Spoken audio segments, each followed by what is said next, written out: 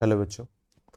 Question में यहाँ पे बोला जा रहा है कि F of X plus two जो है वो दे रखा है half of F of X plus one plus four divided by F of X के इक्वल। सो आपको limiting value of F X निकालना है जब एक्स टेंडिंग टू इन्फिनिटी है। So F of X plus two, F of X plus one और F X में relation दे रखा है, ठीक है। So X tending to infinity में तो सारी की सारी चीज़ बराबर ही होना है, उसमें कोई दिक्कत नहीं आना है। सो अगर मैं limit x tending to infinity सब में ऑपरेट कर दूं, ठीक है।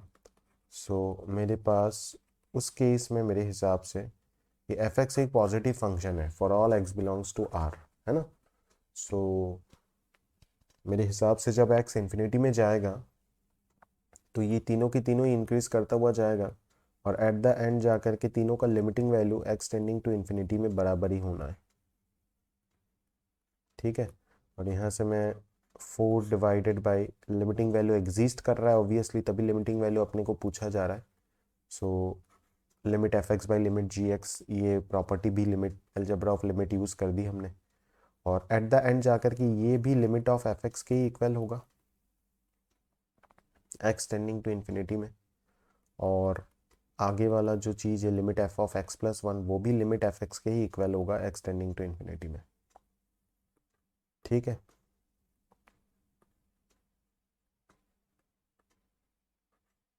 सो अगर अपन इस चीज़ को t मान लेते हैं, so this will be t is equals to half of t plus four by T. So आप एलसीएम वगैरह लेके क्रॉस मल्टीप्लाई अगर कर दोगे तो two t square is equals to, यहाँ से आ जाएगा t square plus four. So t square का वैल्यू आपके पास आ जाएगा four.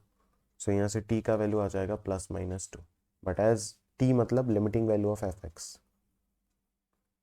but as fx is always positive for all x belongs to r, so obviously limiting value extending to infinity में negative तो हो ही नहीं सकता है। so obviously आंसर जो होगा वो टू ही होगा, that is option number b will be your correct option.